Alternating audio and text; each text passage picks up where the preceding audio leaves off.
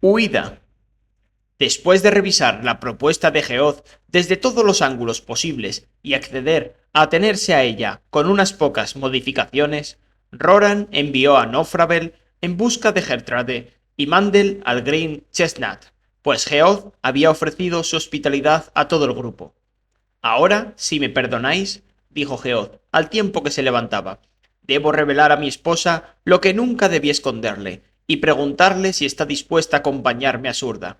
Escoged las habitaciones que queráis en la segunda planta. Rolf os convocará cuando esté lista la cena. Abandonó el estudio con pasos largos y lentos. ¿Es inteligente dejar que se lo cuente a esa ogra? Preguntó Loring. Roran se encogió de hombros. Lo sea o no, no podemos evitarlo. Y no creo que se quede en paz hasta que se lo haya contado.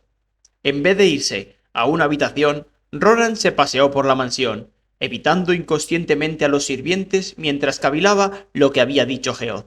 Se detuvo ante una ventana salediza de la parte trasera de la casa, que daba a los establos, y llenó los pulmones con el aire fresco y humeante, cargado con el olor familiar del estiércol. ¿Lo odias? Se dio un susto y al volverse vio a Birgit siluetada en el umbral de la puerta. Ella se envolvió el chal en torno a los hombros mientras se acercaba a él. ¿A quién? Preguntó Roran, aunque lo sabía de sobra. A Eragon. ¿Lo odias? Roran contempló el cielo oscurecido. No lo sé. Lo odio por causar la muerte de mi padre, pero sigue siendo parte de mi familia y por eso lo quiero. Supongo que si no necesitara a Eragon para salvar a Katrina, no querría saber nada de él durante un buen tiempo. Igual que yo te necesito y te odio a ti, martillazos. Roran resopló con expresión irónica. Sí, estamos unidos por el destino.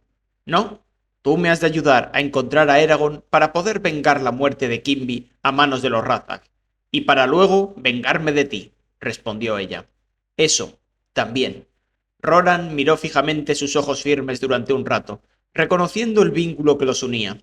Le resultaba extrañamente reconfortante saber que compartían el mismo impulso, el mismo ardor airado que aceleraba sus pasos cuando los demás titubeaban. Reconocía en ella un espíritu gemelo. Al cruzar de vuelta a la casa, Roran se detuvo junto al comedor al oír la cadencia de la voz de Geoz. Curioso, pegó un ojo a una grieta que había junto a la bisagra que quedaba a media altura. Geoz estaba de pie ante una mujer rubia y delgada. Roran dio por hecho que era Helen. Si lo que dices es verdad, ¿cómo puedes esperar que me fíe de ti? No lo espero, respondió Geoz. ¿Y sin embargo, me pides que me convierta en fugitiva por ti? Una vez te ofreciste a dejar tu familia y vagar por la tierra conmigo. Me suplicaste que te sacara de Teir. Una vez, entonces me parecías terriblemente gallardo con tu espada y tu cicatriz.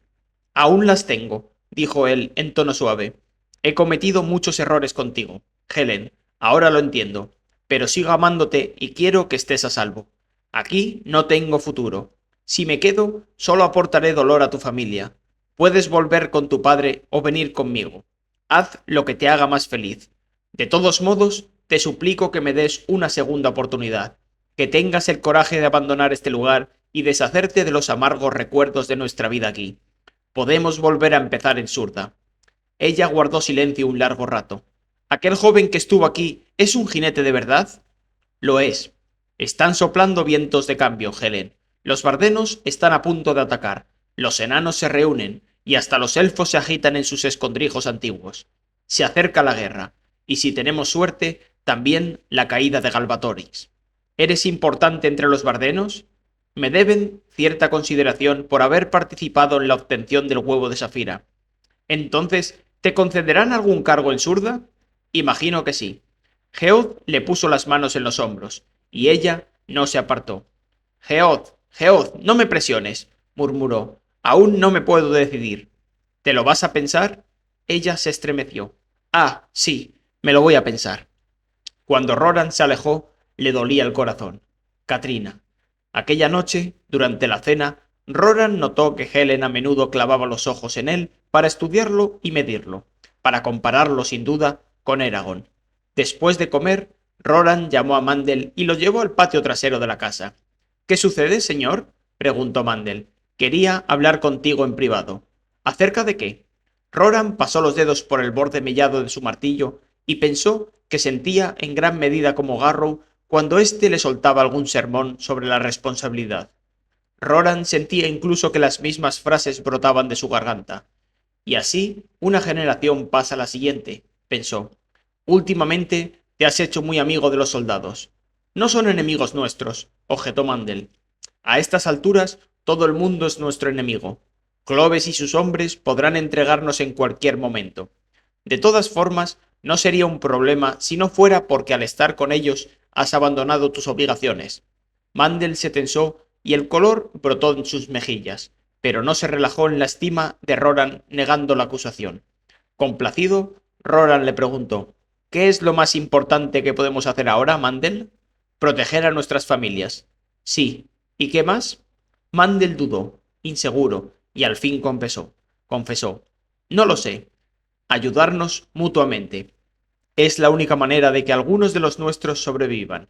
Me decepcionó especialmente enterarme de que te habías jugado comida con los marineros, pues eso pone en peligro a toda la aldea. Sería mucho más útil que pasaras el tiempo cazando, en vez de jugar a los dados y aprender a tirar el cuchillo. En ausencia de tu padre, te corresponde a ti cuidar de tu madre y de tus hermanos. Ellos confían en ti. ¿Está claro? Muy claro, señor, respondió Mandel, con la voz ahogada. ¿Volverá a pasar? Nunca más, señor. Bien. Bueno, no te he traído aquí solo para reñirte. Tienes un talento prometedor, y por eso te voy a encargar una tarea que no confiaría a nadie más que a mí mismo. Sí, señor. Mañana por la mañana necesito que vuelvas al campamento y le entregues un mensaje a Horst. Geoff cree que el Imperio tiene espías que vigilan esta casa, de modo que es vital que te asegures de que nadie te siga.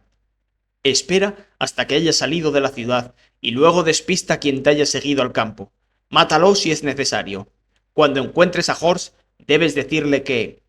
Mientras repartía sus instrucciones, Roran vio que la expresión de Mandel pasaba de la sorpresa a la impresión y finalmente al asombro.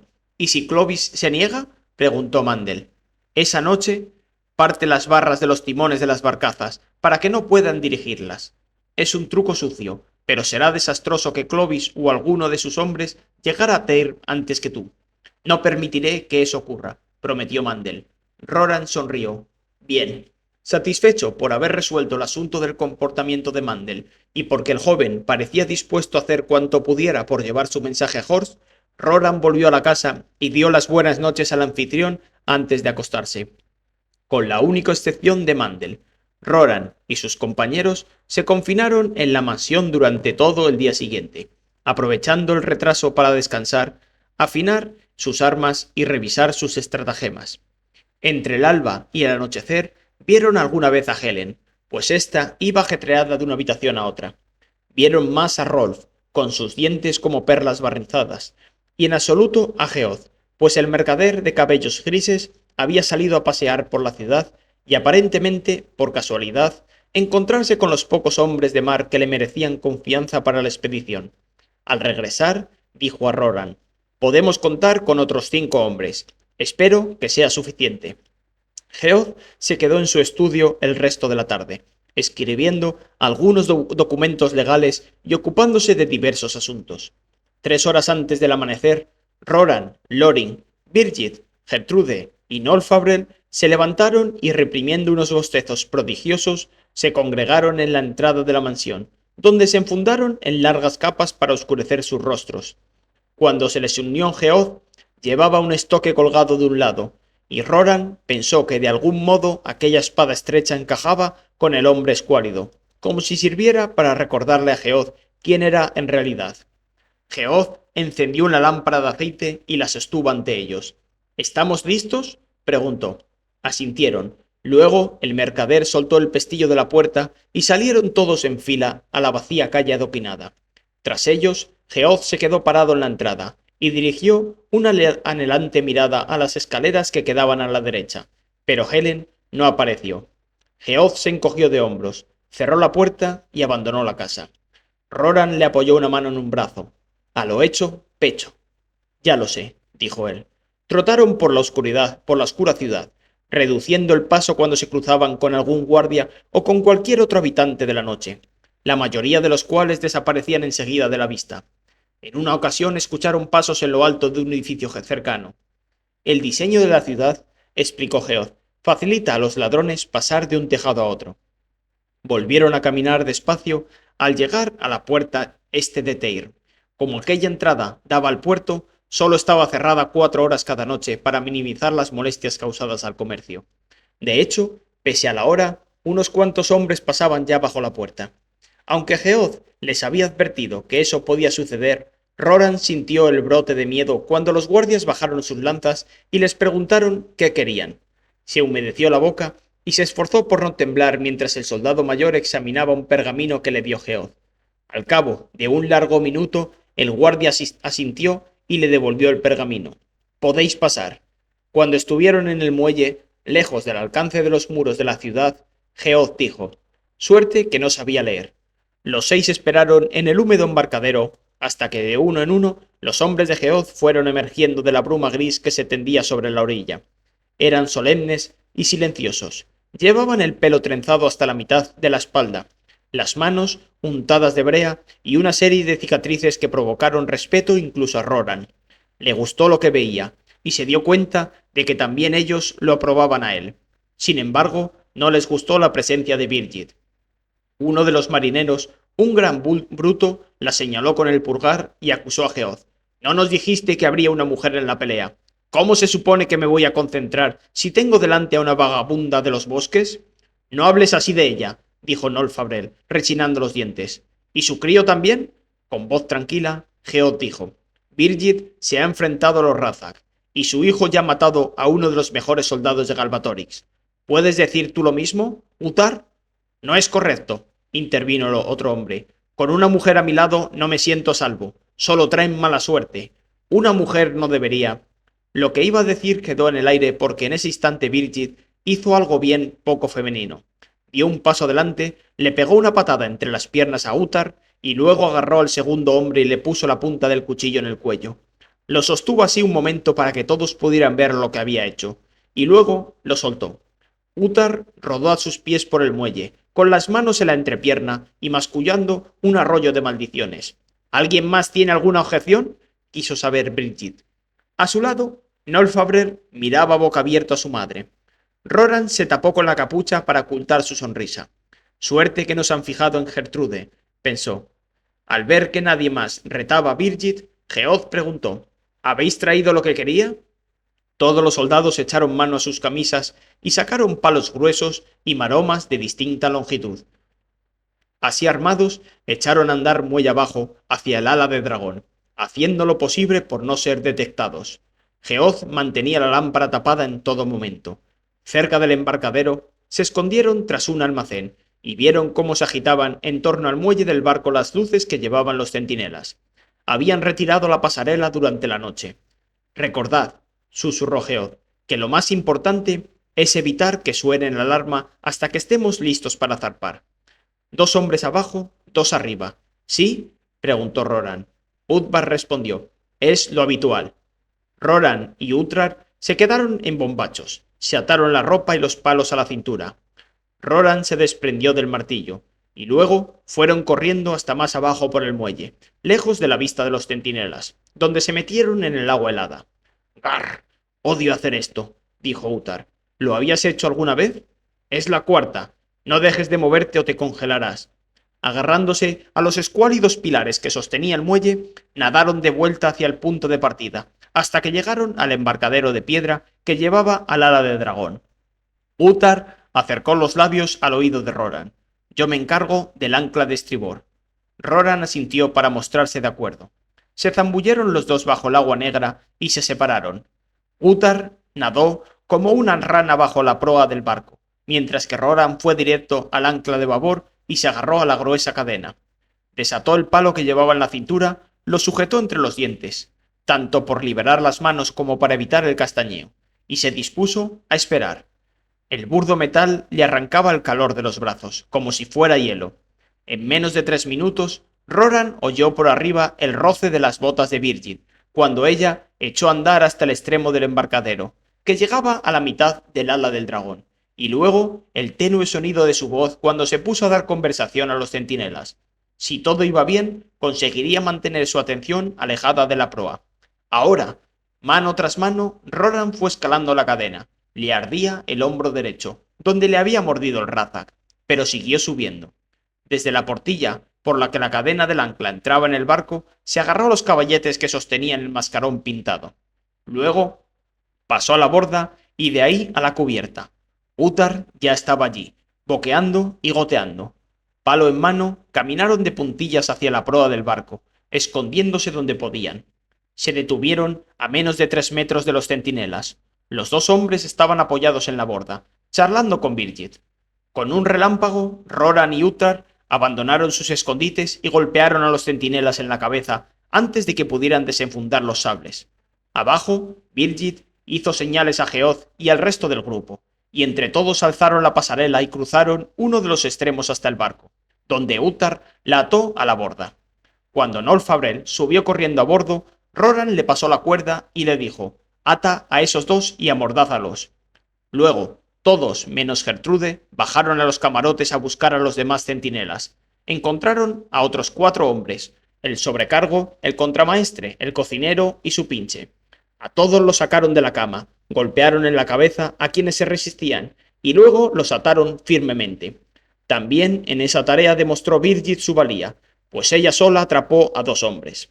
Geoz dispuso a los infelices prisioneros en una fila a lo largo de la cubierta para poder vigilarlos en todo momento, y luego declaró: «Tenemos mucho que hacer, y muy poco tiempo, Roran.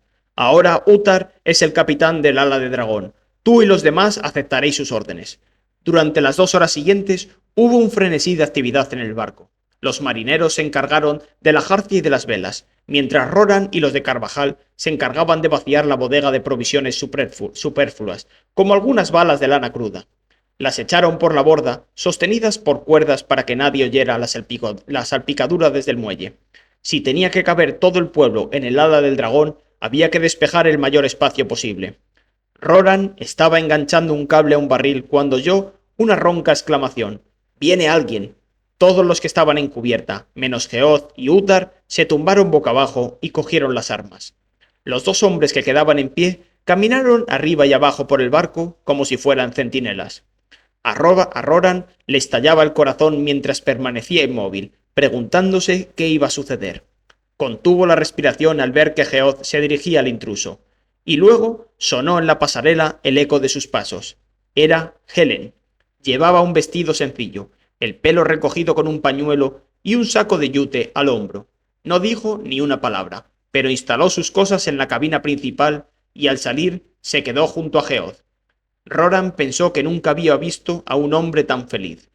Por encima de las lejanas vertebradas, el cielo apenas empezaba a clarear cuando uno de los marineros encargados de la jarcia señaló hacia el norte y silbó para advertir que había visto a los aldeanos. Roran se movió aún más deprisa. Apenas disponían de tiempo. Subió corriendo a la cubierta y escrutó la oscura fila de gente que avanzaba por la costa.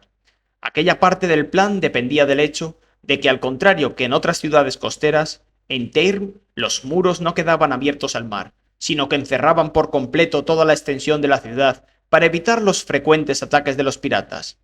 Eso implicaba que quedaban expuestos los edificios que bordeaban el puerto, y que los aldeanos podían llegar caminando hasta el ala del dragón. «¡Deprisa! ¡Vamos, deprisa!», dijo Geoz.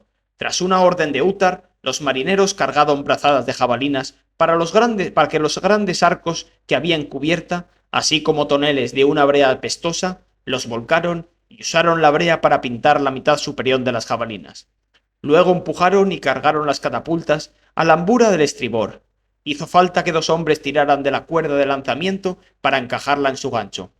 A los aldeanos les quedaban 2/3 del camino para llegar al barco cuando los soldados que patrullaban por las almenas de Teirn los vieron e hicieron sonar la alarma.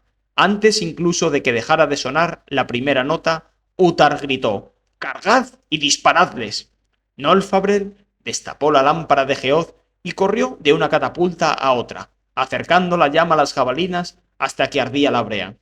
En cuanto se prendía un proyectil, un hombre apostado tras el arco tiraba de la cuerda y la jabalina desaparecía como un pesado zung.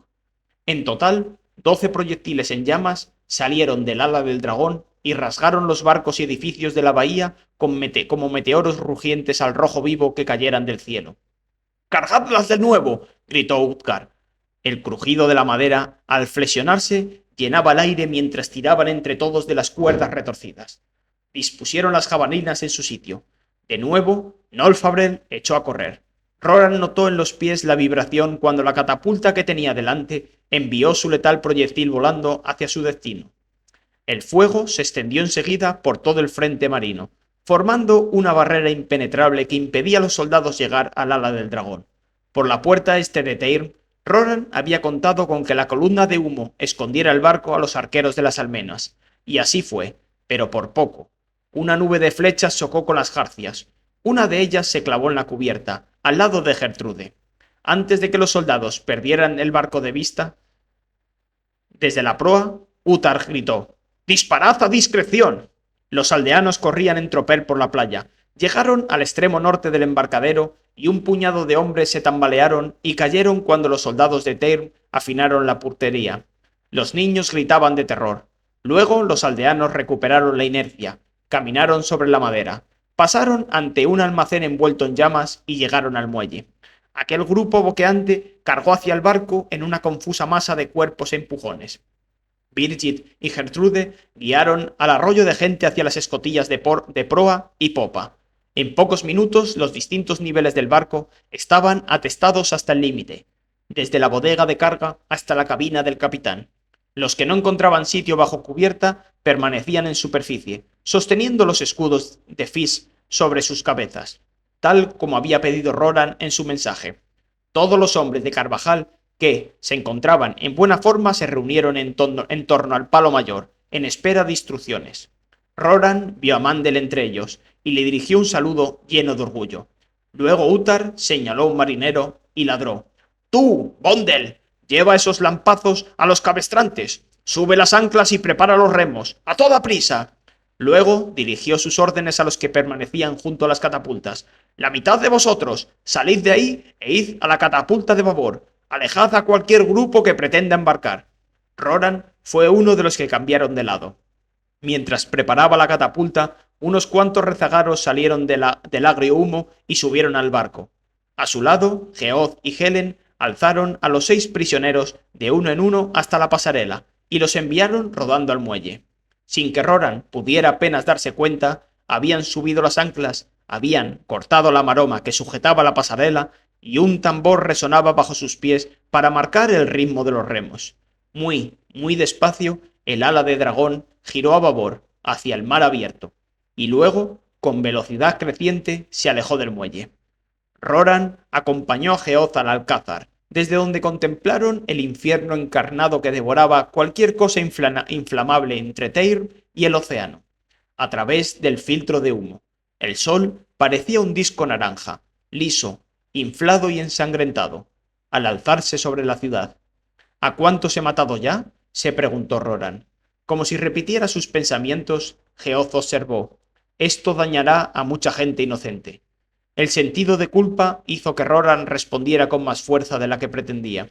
¿Preferirías estar en las prisiones de Lord Ristar? Dudo que el incendio lastime a mucha gente, y quienes se salven no tendrán que enfrentarse a la muerte, como nosotros si nos atrapa el imperio. No hace falta que me des lecciones, Roran. Conozco bien los argumentos. Hemos hecho lo que teníamos que hacer, pero no me pidas que disfrute del sufrimiento que hemos causado para asegurarnos de seguir a salvo. Hacia el mediodía estaban recogidos los remos y el ala de dragón navegaba por sus propias fuerzas, impulsado por los vientos favorables del norte. Las ráfagas de aire arrancaban un grave zumbido a las jarcias en lo alto. El barco estaba desgraciadamente superpoblado, pero Roran confiaba en que con una cuidadosa planificación llegarían a Surda con pocas incomodidades. El peor inconveniente era la escasez de alimentos. Si no querían morir de hambre, tendrían que racionar la comida en míseras porciones. Y al estar tan amontonados, la posibilidad de que las enfermedades se cebaran en ellos era demasiado cierta.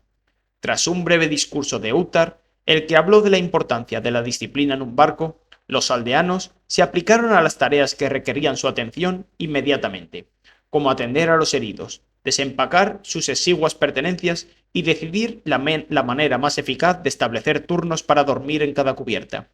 También tenían que escoger quién iba a ocupar los diferentes puestos necesarios en el ala de dragón, quién cocinaría, quiénes se formarían como marineros con las enseñanzas de los hombres de Uther, etc. Roran estaba ayudando a Elaine a colgar una hamaca cuando se vio envuelto en una acalorada disputa entre Odell, su familia y Freywin, que al parecer habían abandonado a la tripulación de Thorson para estar con Odell. Los dos querían casarse, a lo que se oponían de modo vehemente los padres de Odell, con el argumento de que el joven marinero no tenía familia, ni una profesión respetable, ni medios para aportar siquiera un mínimo de comodidades a su hija. Roran creía que era mejor que el par de enamorados permanecieran juntos, pues no parecía muy práctico intentar separarlos mientras estuvieran confinados en el mismo barco. Pero los padres de Odell se negaban a dar crédito a sus argumentos. Frustrado, Roran preguntó: «Entonces, ¿qué haríais vosotros? No podéis encerrarla, y creo que Ferwin ha demostrado su dedicación más que...» «¡Razak!». El grito llegaba desde la coza. Sin pensárselo dos veces, Roran sacó el martillo del cinto, se dio la vuelta y subió por la escalera que llevaba a la escotilla de proa, dándose un golpe en la espinilla. Corrió hacia el grupo de gente que se apiñaba en el alcázar y se detuvo junto a Horst. El herrero señaló: uno de los terribles corceles de los Razak planeaba como una sombra desgarbada sobre el borde de la costa, con un Razak en su grupa. Ver aquellos dos monstruos a plena luz del día no disminuyó de ningún modo el escalofriante horror que inspiraban a Roran. Se estremeció cuando la criatura alada soltó su aullido aterrador. Luego, la voz del insecto del Razak se deslizó sobre el agua, distante pero clara. «¡No escaparás!». Roran miró hacia la catapulta, pero no tenía tanto alcance como para acertar al Razak en su montura. «¿Alguien tiene un arco?». «Yo», contestó Baldor. Hincó una rodilla en el suelo y empezó a encordar su arma. «No dejéis que me vean». Todos los presentes en el alcázar formaron un prieto círculo en torno a Baldor, escudándolo con sus cuerpos de la malévola mirada del Razak. «¿Por qué no atacan?», gruñó Horst. Sorprendido, Roran buscó una explicación, pero no la encontró. Fue Geoz quien sugirió: «Tal vez haya demasiada luz para ellos. Los Razak cazan de noche, y que yo sepa, no se aventuran a salir de sus madrigueras por su propia voluntad mientras esté el sol en el cielo». «No es solo eso», dijo lentamente Gertrude. «Creo que le tienen miedo al océano». «¿Miedo al océano?», se mofó Horst. «Míralos, no vuelan más que 1 metro por encima del agua en ningún momento». «Tienes razón», dijo Roran. «Por fin, una debilidad que podré usar contra ellos». Unos pocos segundos después, Baldor dijo: «¡Listo!». Al oírlo, los que estaban delante de él saltaron a un lado, despejando el camino para su flecha. Baldor se puso en pie de un salto y con un solo movimiento se llevó la pluma a la mejilla y soltó la flecha de junco. Fue un disparo heroico. El Razak estaba lejos del alcance de cualquier arco, más allá de la marca que Roran jamás había visto alcanzar a ningún arquero, pero la puntería de Baldor era certera. La flecha golpeó a la criatura voladora en el flanco diestro, y la bestia soltó un grito de dolor tan desgarrador que el hielo de la cubierta se cuarteó y se astillaron las piedras de la orilla. Roran se tapó los oídos con ambas manos para protegerse del odioso estallido. Sin dejar de chillar, el monstruo se encaró hacia la tierra y se deslizó tras la línea de brumosas colinas. «¿Lo has matado?», preguntó Geoz con el rostro pálido. «Me temo que no», respondió Baldor. «Solo ha sido una herida superficial». Loring, que acababa de llegar, observó con satisfacción. «Sí, pero al menos lo has herido, y juraría que se lo van a pensar 2 veces antes de volver a molestarnos». A Roran lo invadió la pesadumbre. «Guárdate la celebración para más adelante, Loring. Eso no ha sido ninguna victoria». «¿Por qué no?», quiso saber Horst. «Porque ahora el Imperio sabe exactamente dónde estamos». El alcázar quedó en silencio mientras todos cavilaban las implicaciones de lo que Roran acababa de decir. Juego de niños. «Y esto», dijo Triana, «es el último patrón que hemos inventado». Nasuada cogió el velo negro que le ofrecía la bruja y se lo pasó entre las manos, maravillada por su calidad. Ningún humano podría coser un encaje tan fino. Miró con satisfacción las hileras de cajas que había en su escritorio. llenas de muestras de los muchos diseños que ya producía Dubrangata. Lo habéis hecho muy bien, dijo, mucho mejor de lo que esperaba. Dile a tus hechiceras lo contenta que estoy con tu trabajo. Significa mucho para los bardenos. Triana inclinó la cabeza al oír las alabanzas. Les transmitiré tu mensaje, señora Nasuada. ¡Jan! Un alboroto en la puerta de sus aposentos interrumpió a Nasuada. Oyó que los guardias maldecían y alzaban la voz, y luego sonó un grito de dolor. Un entrechocar de metales resonó en el pasillo. Nasuada se apartó alarmada de la puerta y desenfundó su daga. ¡Corre, señora! dijo Triana. La bruja se situó ante Nasuada y se arremangó desnudando sus brazos blancos por si debía usar la magia. ¡Por la entrada de los sirvientes! Antes de que Nasuada pudiera moverse, se abrieron las puertas de golpe y una pequeña figura la atrapó por las piernas y la tiró al suelo. Justo en el momento en que caía Nasuada, un objeto plateado cruzó el espacio que ocupaban hasta entonces y se clavó en la pared contraria con un sordo zumbido. Entonces entraron los 4 guardias, y hubo unos instantes de confusión mientras Nasuada notaba que le quitaban de encima a su atacante. Cuando consiguió ponerse en pie, vio que tenía atrapada a Elba. ¿Qué significa esto? Quiso saber Nasuada. La niña de cabello oscuro sonrió. Luego dobló el cuerpo y vomitó en la alfombra trenzada. Después clavó sus ojos violeta en Nasuada y con su terrible voz sabia dijo: Haz que tu maga examine la pared, oh hija de Agiad, y comprueba si he cumplido la promesa que te hice. Nasuada hizo un gesto de asentimiento a Triana, quien se deslizó hasta el agujero astillado en la pared y murmuró su encanto. Al regresar, sostenía un dardo metálico en la mano. Estaba enterrado en la madera. ¿Pero de dónde ha salido?, preguntó Nasuada, desconcertada. Triana gesticuló hacia la ventana abierta, que daba a la ciudad de Averon. De ahí, supongo. Nasuada volvió a prestar atención a la expectante niña. ¿Qué sabes tú de esto, Elba? La horrible sonrisa de la niña se ensanchó. Era un asesino. ¿Quién lo envía? Un asesino formado por Galbatorix en persona, en los usos oscuros de la magia. Entrecerró sus ojos ardientes, como si estuviera en trance. Ese hombre te odia. Viene a por ti. Te habría matado si no llego a evitarlo. Se lanzó hacia adelante y vomitó de nuevo, escupiendo comida medio digerida por el suelo. Nasuada refrenó una náusea de asco. Y va a sufrir aún más dolor. ¿Por qué? Porque te diré que se hospeda en el hostal de la calle Fein, en la última habitación del piso superior. Será mejor que te des prisa o se irá lejos, muy lejos.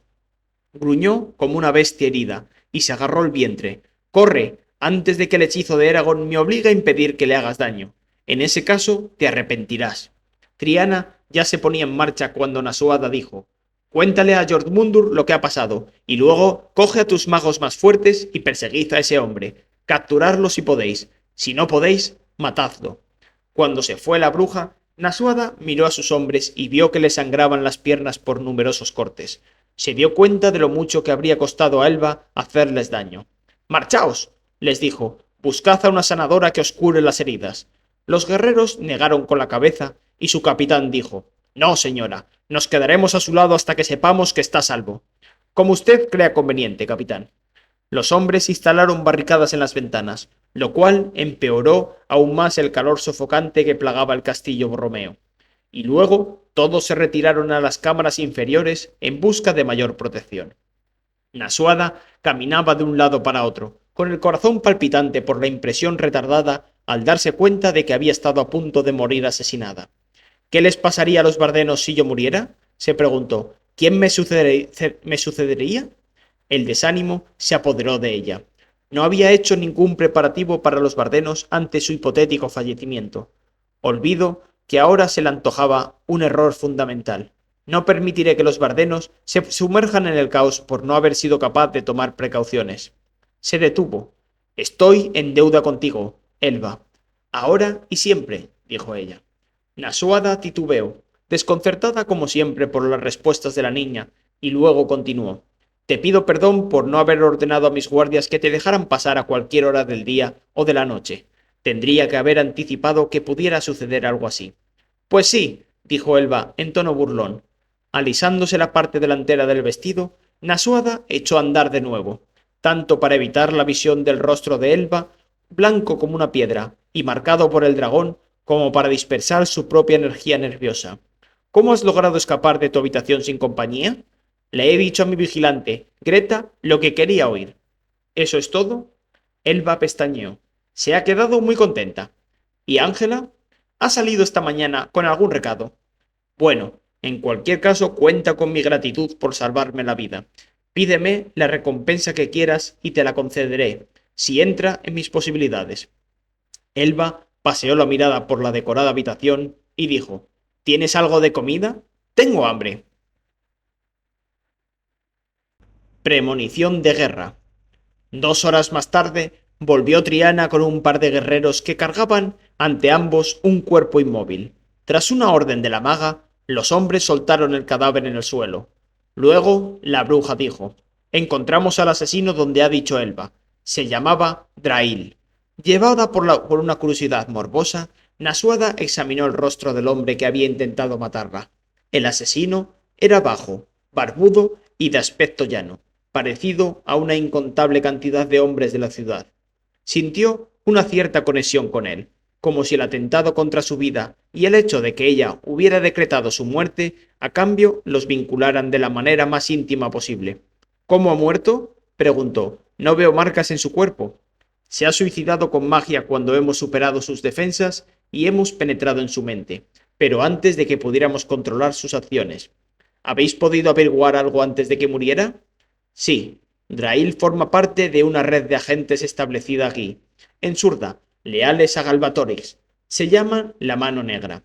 Nos espían, sabotean nuestros preparativos de guerra y hasta donde hemos podido determinar en nuestro breve atisbo de los recuerdos de Drail, son responsables de una docena de muertes entre los bardenos, aparentemente desde que llegamos de Father-Dur. Estaban esperando una buena ocasión para matarte. ¿Y por qué Mano Negra no ha asesinado todavía a Orrin? Triana se encogió de hombros. No sabría decirlo. Tal vez Galbatorix considere que tú representas una amenaza mayor que Orrin. Si es así, en cuanto la Mano Negra se dé cuenta de que estás protegida de sus ataques, lanzó una rápida mirada a Elba. Orrin no sobreviviría ni un mes, salvo que esté protegido día y noche por magos. O tal vez Galbatorix haya evitado una acción tan directa porque querría que la Mano Negra pasara inadvertida. Él siempre ha tolerado la existencia de Surda. Ahora que se ha convertido en una amenaza, ¿puedes proteger también a Orrin?, preguntó Nasuada, volviéndose hacia Elba. Sus ojos violeta parecían brillar. Tal vez, si me lo pide con amabilidad. Los pensamientos de Nasuada se aceleraron al cavilar cómo desbaratar aquel nuevo peligro. ¿Todos los agentes de Galbatorix pueden usar la magia? La mente de Drail estaba algo confusa, así que no se puede decir con exactitud, explicó Triana, pero diría que muchos sí pueden. Magia, maldijo Nasuada en silencio. El mayor peligro que los bardenos debían esperar de los magos, o de cualquier persona formada en el uso de la mente, no era el asesinato, sino más bien el espionaje. Los magos podían espiar los pensamientos de la gente y sonsacar información útil para destruir a los bardenos. Precisamente por eso, Nasuada y toda la estructura de mando de los bardenos habían aprendido a detectar cuando alguien entraba en contacto con sus mentes y a protegerse de tales intenciones. Nasuada sospechaba que Orrin y Odgar contaban con precauciones similares en sus propios gobiernos. Sin embargo, como no resultaba práctico que todas las personas que tenían acceso a datos potencialmente dañinos dominaran esa habilidad, una de las mayores responsabilidades de Du Brangata consistía en perseguir a cualquiera que obtuviera información de las mentes de la gente. El coste de esa vigilancia era que Du Brangata terminaba espiando a los bardenos tanto como a sus enemigos, hecho que Nasuada se aseguraba de esconder a la mayoría de sus seguidores, pues solo podía provocar odio, disgusto y discrepancias. Le disgustaba aquella práctica, pero no veía alternativa. Lo que acababa de saber sobre la Mano Negra reforzó la convicción de Nasuada de que de un modo u otro tenía que dominar a los magos. ¿Por qué no habéis descubierto esto antes?, preguntó. Puedo entender que se os escapara un asesino solitario, pero toda una red de hechiceros dedicados a destruirnos. Explícate, Triana. Los ojos de la bruja brillaron de rabia ante la acusación. Porque aquí, al contrario que en Father-Dur, No podemos examinar la mente de todo el mundo en busca de dobleces.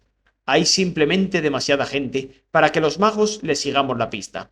Por eso, no sabíamos nada de la mano negra hasta ahora, señora Nasuada. Nasuada se detuvo y luego inclinó la cabeza. Entendido. ¿Habéis descubierto la identidad de más miembros de la mano negra? De algunos. Bien, usadlo para husmear los nombres de los demás agentes. Quiero que destruyas esa organización para mí, Triana. Erradícalos como harías con una plaga de gusanos. Te daré a tantos hombres como te hagan falta. La bruja hizo una reverencia. Como tú quieras, señora Nasuada. Alguien llamó a la puerta. Los guardias sacaron las espadas y tomaron posición a ambos lados de la entrada. Y luego el capitán abrió la puerta de golpe sin previo aviso. Fuera había un joven paje, con el puño alzado para llamar de nuevo. Se quedó asombrado mirando el cadáver que había en el suelo y luego recuperó la atención cuando el capitán preguntó: ¿Qué pasa, muchacho? Tengo un mensaje del rey Orrin para la señora Nasuada. Pues habla, y hazlo rápido, dijo la reina. El paje se tomó un momento para recuperarse. El rey Orrin solicita que lo atienda de inmediato en su cámara del consejo, pues ha recibido informes del imperio que exigen su atención inmediata. ¿Eso es todo? Sí, señora. Debo atenderlo. Triana, ya tienes tus órdenes. Capitán, ¿dejará a uno de sus hombres para que se deshaga de Drail? Sí, señora. Y también, por favor, localiza a Farija, mi doncella. Ella se encargará de que limpien mi estudio. ¿Y qué pasa conmigo? Preguntó Elba, inclinando la cabeza. Tú, dijo Nasuada, me acompañarás, suponiendo que tengas suficientes fuerzas para hacerlo. La niña echó atrás la cabeza y de su boca pequeña, redonda, emanó una fría sonrisa. Sí tengo fuerzas, Nasuada. ¿Y tú? Ignorando la pregunta, Nasuada echó a andar por el pasillo, rodeada por sus guardias. Las piedras del castillo exudaban un olor terroso por el calor. Tras ella, oyó el golpeteo de los pasos de Elba y experimentó un perverso placer al ver que la espantosa niña tenía que correr para avanzar al ritmo de los pasos de los adultos, más largos. Los guardias se quedaron atrás en el vestíbulo anterior a la sala del consejo, mientras entraban Nasuada y Elba. La sala era austera hasta el extremo de la severidad y reflejaba la naturaleza combativa de la existencia de Surda. Los reyes del país habían dedicado sus recursos a proteger a su gente y a derrotar a Galbatorix, no a decorar el castillo Borromeo con riquezas inútiles como habrían hecho los enanos en Trondheim. En la sala principal había una mesa de burdo tallado, sobre la que parecía un mapa abierto de la Gaesia, sostenido con dagas en las cuatro esquinas. Como de costumbre, Orrin estaba sentado a la cabeza de la mesa, mientras que sus diversos consejeros, muchos de los cuales, como bien sabía Nasuada, se oponían a ella, ocupaban las sillas más lejanas. El consejo de ancianos también estaba presente. Nasuada notó la preocupación en el rostro de Jormundur cuando éste la miró y dedujo que Triana le había contado ya lo de Drain. «Señor, ¿has preguntado por mí?» Orrin se levantó. «Sí, hemos recibido...» Se detuvo a media frase al percatarse de la presencia de Elba. «Ah, sí, frente luminosa. No he tenido ocasión de recibirte en audiencia antes, aunque el relato de tus gestas ha llegado a mis oídos, y debo confesarlo, tenía mucha curiosidad por conocerte. ¿Encuentras satisfactorios los aposentos que te he concedido? Están bastante bien. Señor, gracias». Al oír su voz fantasmagórica, propia de un adulto, todos los presentes en la mesa dieron un respingo. Irwin, el primer ministro, se puso en pie de un salto y señaló a Elba con un dedo tembloroso. ¿Por qué has traído a esa abominación? Eso no son maneras, señor, replicó Nasuada, aunque entendía sus sentimientos. Orrin frunció el ceño. Sí, contente, Irwin. De todos modos, tiene algo de razón, Nasuada. Esta niña no puede estar presente en nuestras deliberaciones. El imperio, anunció ella, acaba de intentar asesinarme.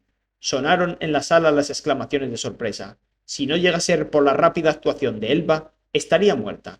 En consecuencia, la he tomado bajo mi confianza. Donde voy yo, va ella. Que se pregunten qué es capaz de hacer Elba exactamente, pensó ella.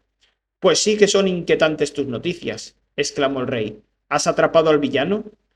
Viendo las ansiosas expresiones de los consejeros, Nasuada dudó. Sería mejor esperar hasta que pueda contártelo en privado, señor. Orrin pareció decepcionado por su respuesta, pero no prosiguió con el asunto.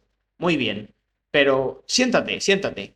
Acabamos de recibir un informe muy preocupante. No bien se hubo sentado Nasuada frente a él, con Elba merodeando tras ella, el rey siguió hablando. Parece que nuestros espías de Gil-Galad estaban engañados al respecto del tamaño del ejército de Galbatorix. ¿Y eso? Ellos creen que el ejército está en Gil-Galad, mientras que aquí tenemos una misiva de uno de nuestros hombres de Urubaen, quien afirma que vio a una gran hueste marchar hacia el sur desde la capital hace una semana y media.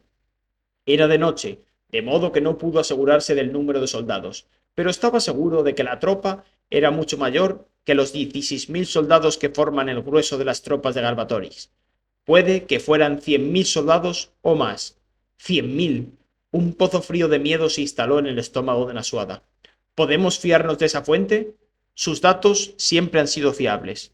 No lo entiendo, dijo Nasuada. ¿Cómo puede desplazar Galbatorix a tantos hombres sin que nos hayamos dado cuenta antes? Solo las caravanas de provisiones ya se extenderían durante kilómetros. Era obvio que el ejército se estaba movilizando, pero el imperio no estaba ni mucho menos a punto de desplegarse.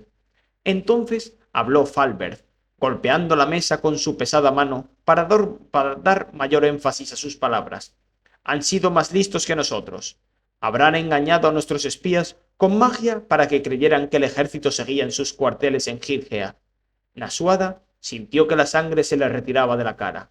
La única persona dotada de la suficiente fuerza para mantener una ilusión tan fuerte durante tanto tiempo es el propio Galbatorix, terminó Orrin. Hemos llegado a la misma conclusión. Eso significa que Galbatorix ha abandonado al fin su madriguera en busca del combate abierto. Ahora mismo, mientras hablamos, el enemigo negro se acerca. Irwin se inclinó hacia adelante. Ahora la cuestión es cómo debemos responder. Hemos de reaccionar ante esa amenaza, sin duda, pero ¿de qué manera? ¿Dónde, cuándo y cómo? Nuestras fuerzas no están preparadas para una campaña de esta magnitud, mientras que las tuyas, señora Nasuada, los bardenos, ya están acostumbradas al feroz clamor de la guerra. ¿Qué insinúas? Que hemos de morir por vosotros. Solo he hecho una observación. Tómala como quieras. Entonces Orrin dijo: si nos quedáramos solos, un ejército de ese tamaño nos aplastaría. Hemos de buscar aliados y necesitamos especialmente a Eragon, sobre todo si nos vamos a enfrentar a Galbatorix. Nasuada, ¿enviarás a alguien en su busca? Lo haría si pudiera, pero hasta que regrese Aria no tengo modo de entrar en contacto con los elfos, ni de convocar a Eragon.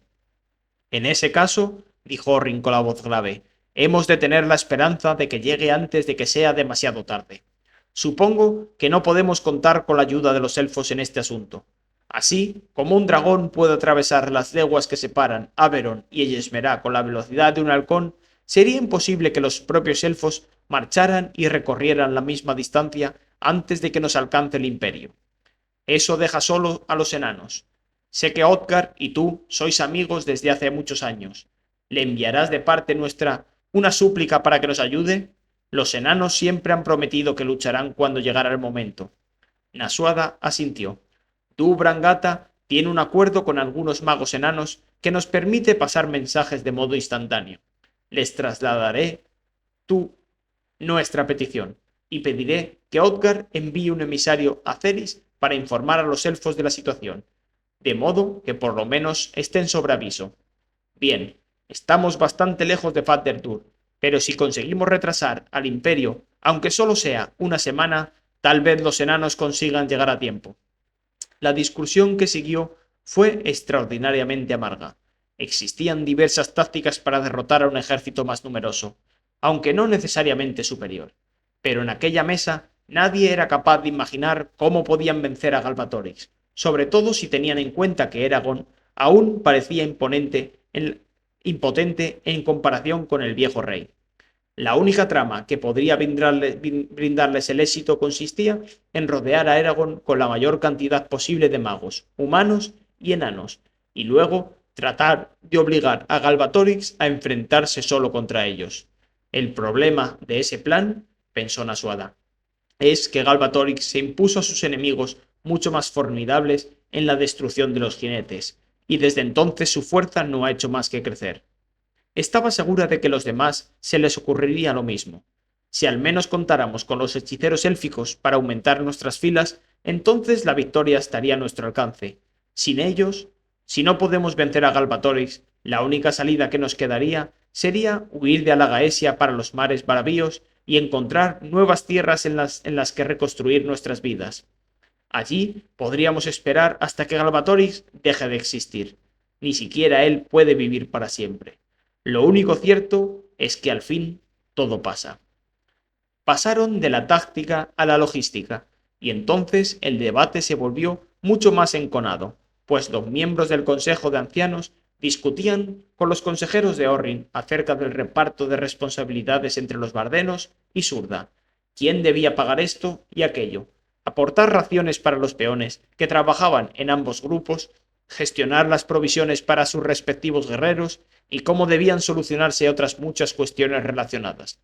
En mitad de la refriega verbal, Orrin sacó un pergamino que llevaba en el cinto y dijo a Nasuada: «Ahora que hablamos de finanzas, ¿serías tan amable de explicar un asunto bastante curioso que me ha llamado la atención?»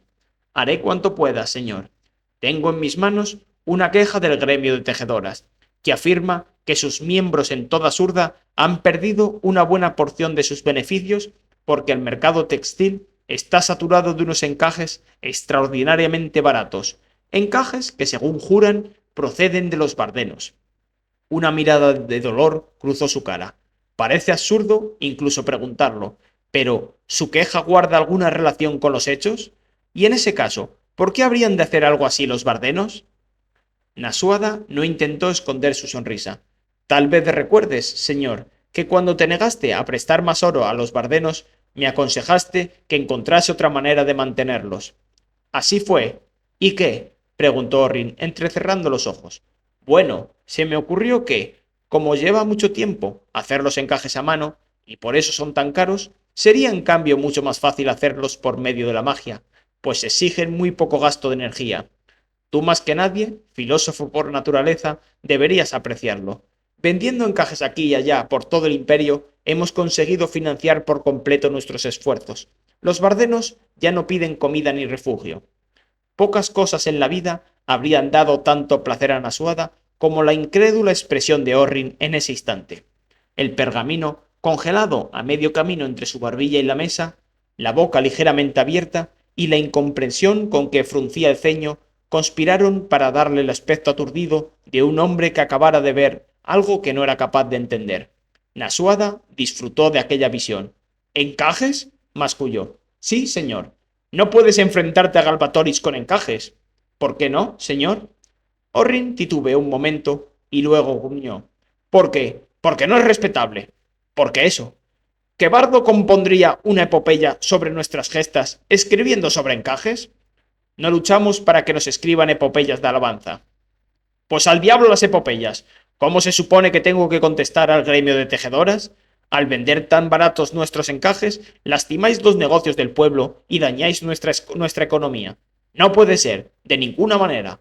Nasuada permitió que su sonrisa se volviera dulce y cálida, y, en su tono más amistoso, dijo: «Ah, querido, si la carga es excesiva para tu tesorería, los bardenos estarían más que dispuestos a ofrecerte un crédito a cambio de lo amable que has sido con nosotros, con el apropiado interés, por supuesto». El Consejo de Ancianos consiguió mantener el decoro, pero detrás de Nasuada, Elba no pudo reprimir soltar una risotada de diversión. Filo rojo, filo negro.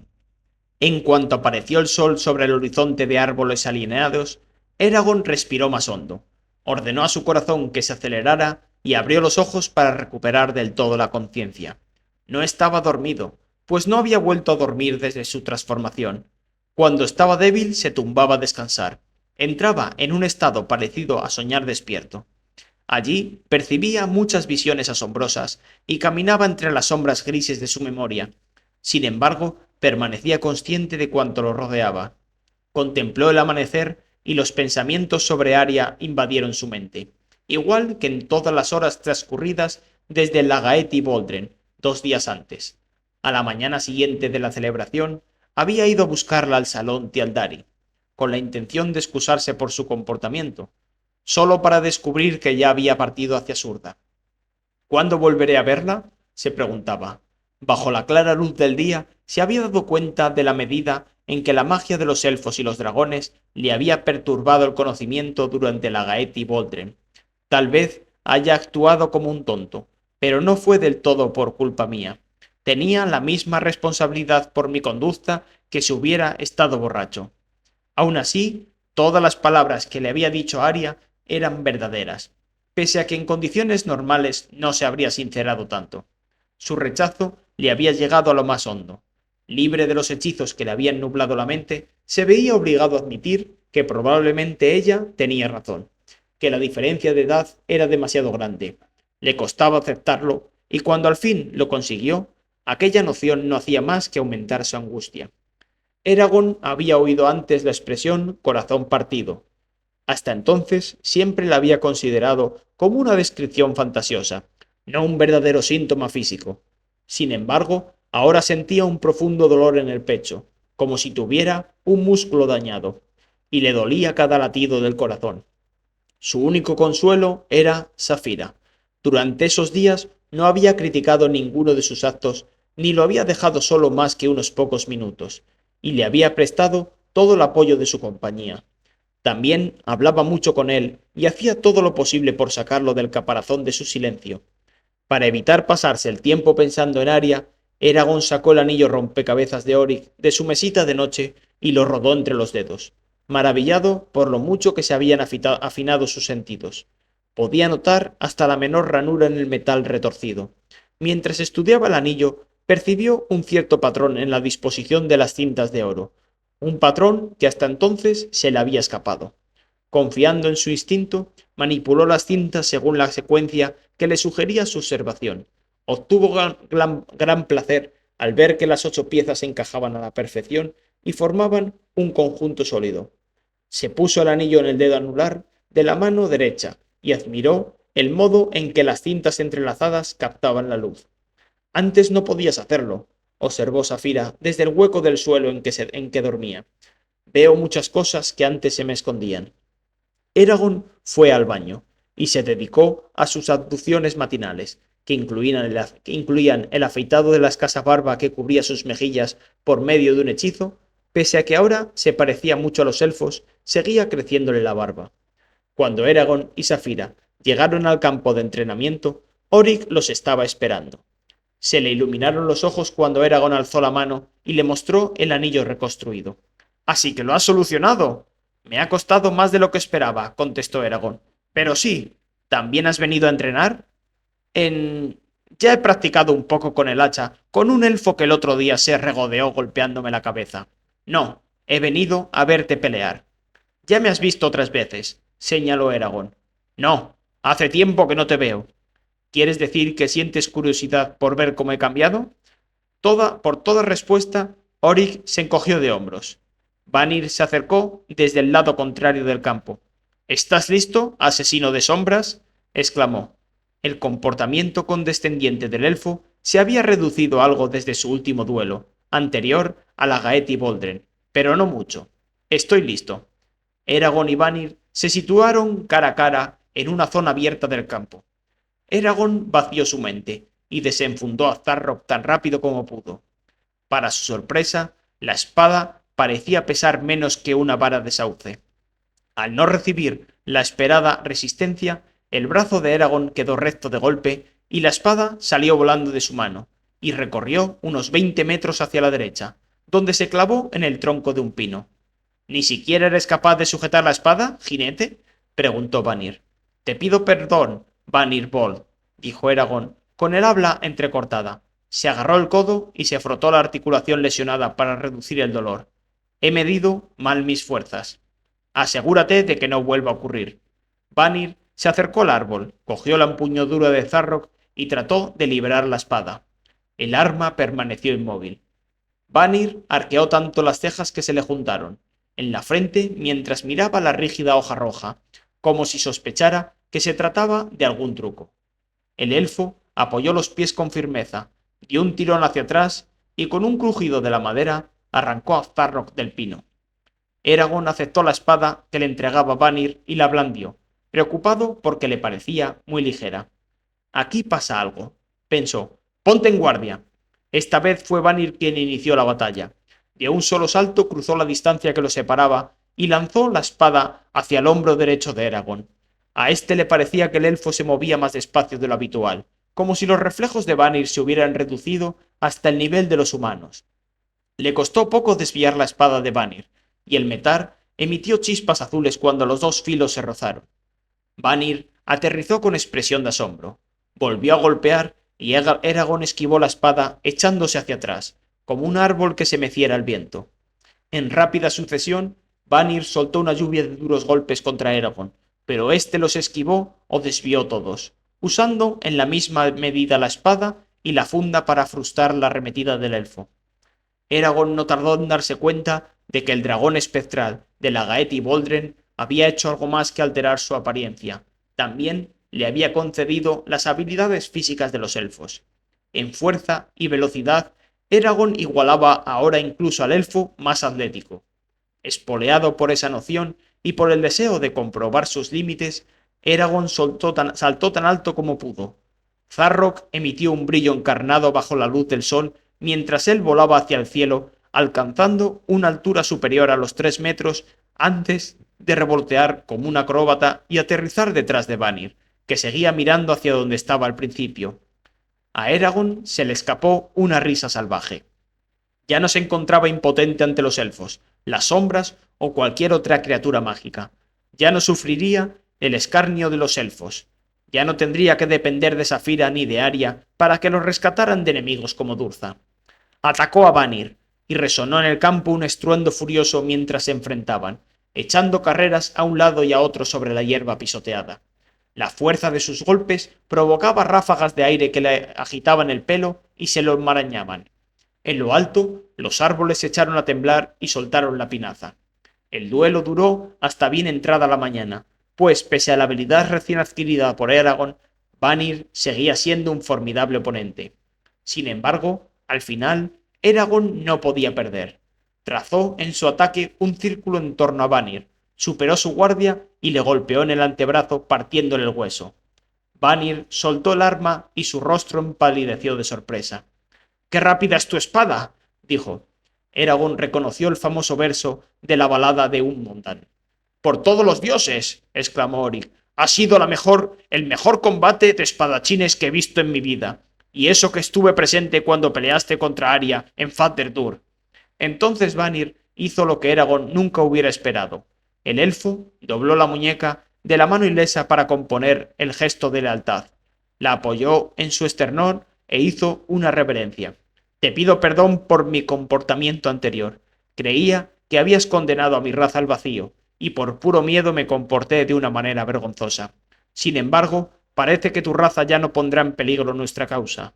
A regañadientes añadió, ahora ya eres merecedor del título de jinete.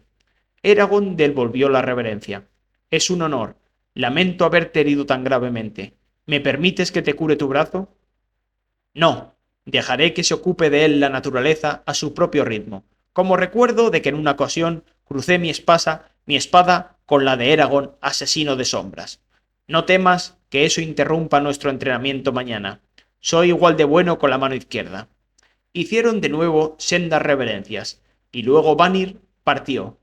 Oric se dio una palmada en el muslo y dijo, ahora sí tendremos la posibilidad de alcanzar la victoria. Una posibilidad verdadera. Lo siento en los huesos. Huesos como piedras, dicen. ¡Ah! Esto dará a Odgar y a Nasuada una satisfacción sin fin. Eragon mantuvo la calma y se concentró en desbloquear los filos de Zarrock, pero dijo a Safira, si bastara el puro músculo para derrocar a Galbatorix, los elfos lo habrían logrado hace mucho tiempo.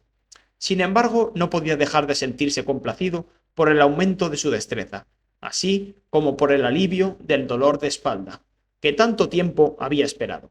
Sin aquellos estallidos constantes de dolor, era como si la bruma se hubiera retirado de su mente y se pudiera pensar de nuevo con lucidez.